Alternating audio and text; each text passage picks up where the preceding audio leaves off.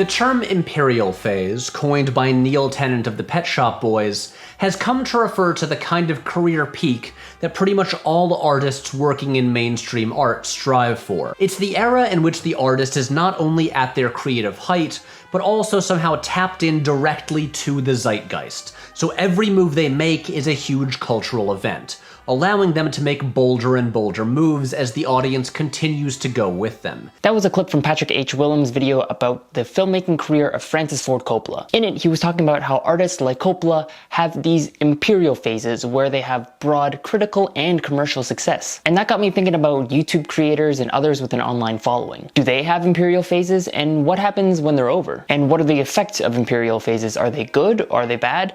That's coming up in this video. Hey everyone, welcome back to my channel. If you don't already know, my name is Anton Wong. On this channel, I help you understand, unlock, and unleash the power of online video. So if you haven't yet, hit subscribe. So what exactly is an imperial phase? Tom Ewing describes it as an accelerated moment in a career where intense scrutiny also reaches intense commercial success. He also further goes on to say that you need three things: command, permission, and self-definition. What does that mean? Well, command refers to your command of your craft and your ability to really have your work resonate with the audience. Permission refers to the permission of interest that the general public grants you in that they are interested in what you have to come next. And self-definition means that everything that you do from this point on will be compared to this era of your career, of your artist career. Now, there are plenty of YouTubers that have had imperial phases. Some of the examples I'll be using in this video are Ray William Johnson from 2010 to 2013, Smosh, whose imperial phase went from about 2008 to 2014,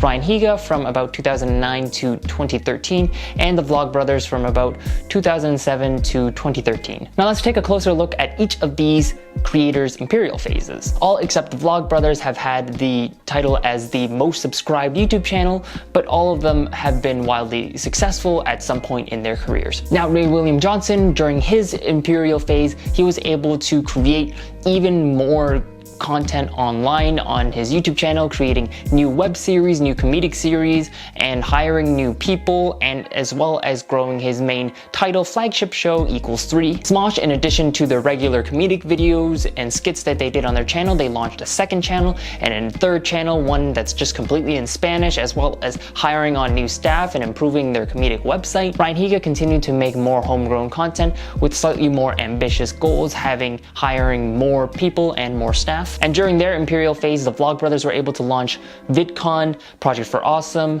Crash Course, SciShow, Complexly Shows, and the DFTBA store. But what does this mean? And what happens when the imperial phase is over? Well, the examples that I have provided showcase a few different ways that people have gone about the end of an imperial phase. Ray William Johnson, after the success of his developing new shows on YouTube, he decided to create some more lo-fi videos on Instagram, comedic videos on Instagram during the wave of around 2015, 2016 of comedic videos on that platform. And while he had some success on the platform, he did not have the same impact or success that he had with his previous YouTube channel. And during this time, he also began developing more indie films and traditional TV shows. All of this was to moderate success. Now, Smosh actually continued producing a lot of content and continued actually growing their staff and their company, producing more and more content. And yes, while they did lose some of their older followers, they continued to grow and gain new followers. All of this was despite Anthony Padilla, the co-founder, leaving the company,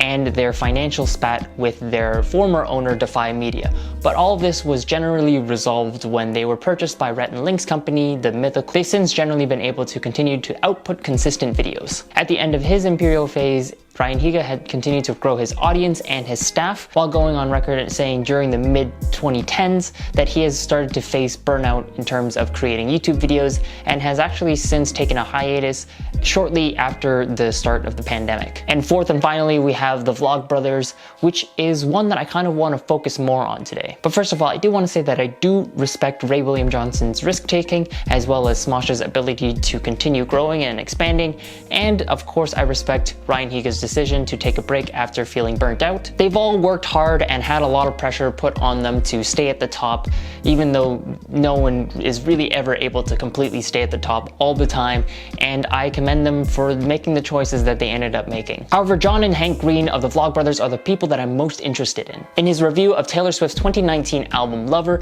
music critic Tom Brand had decided to remark on the end of an Imperial Phase and what that means. He writes, "The Imperial Phase always ends. That period, the time when an artist has such a firm grip on the zeitgeist that she can take the entire listening public wherever she wants, can last for years, but it will never last forever. Every hugely popular artist in history has a drop-off point, a time when the world moves on to something else.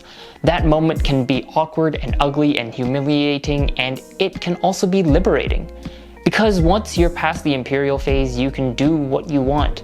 And you will always have an audience, those who stick with you even as the general public moves on to the next thing." And I think the Vlogbrothers really embody that paragraph. After having found larger success in the early and mid 2010s, the Vlogbrothers have found themselves in a situation that they weren't entirely happy with, despite having high hundreds of thousands of views to even low millions of views on their videos. And in John's recent video, The Golden Age of Vlogbrothers, he said that while he was excited to see new growth on the channel, and new people finding the other educational and charitable work that they were doing, he noticed that the community they fostered comparatively shrank. So they decided to stop trying to grow their main Vlogbrothers channel and just tried to make videos for their core audience. When their Imperial Phase eventually ended, they were reinvigorated to make videos for their 1 to 200,000 fans that watch every video. They just enjoyed making videos on whatever topic that they wanted, especially considering that these videos were no more than 4 minutes. They even decided to take on the challenge of only using lyrics from Smash Mouth's All-Star as titles of their video, and they found that they did not have a significant drop in viewership in their videos where they did that. Like Tom Brand said, they were liberated by the fact that they knew that their core audience would stick through them with whatever videos that they made. The other YouTubers that I've mentioned have also had their core audience stick through with them throughout their Post-Imperial Phase, but I'm just more fascinated by the Vlogbrothers' decision to outright reject the idea of trying to grow their channel and trying to quote-unquote stay on the top. It was an intentional embrace of trying not to grow their YouTube channel. So this is all great, what I'm saying, for large YouTube channels with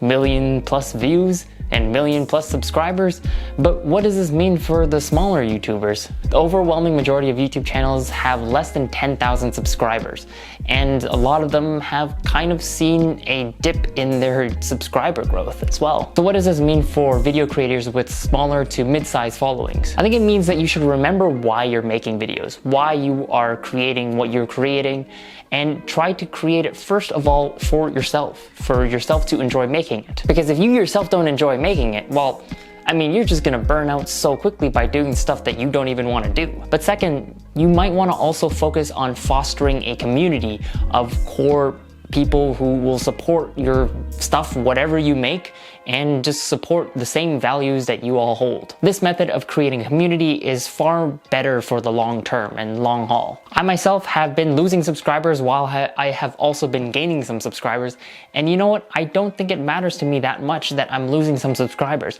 as long as the people that are subscribed to me, well, that they genuinely enjoy watching my content and engaging with my content. So I guess what I'm genuinely trying to say with this video is, thank you for watching if you've watched previous videos before, and even if you haven't, welcome to my channel. And if you'd like to hear me talk more about the video creator ecosystem and those with an online following, please be sure to check out my new podcast called Following News, where I talk all about that sort of thing, news stories about people with online followings, whether it's brand deals or changes in policies on social media platforms, whatever it is, I will try to cover it on my new podcast, so I will leave a link to that in the description down below. But what do you guys think? Let me know down in the comments what you guys think about quote-unquote imperial phases of video creators and artists in general. If you like this video, be sure to hit like and make sure you're following me. If you want to hear some more video essays on my thoughts on YouTube creators, well, you can check out this one that I have here. But that's all I have for you guys today. I will see you guys in the next video. Until next time,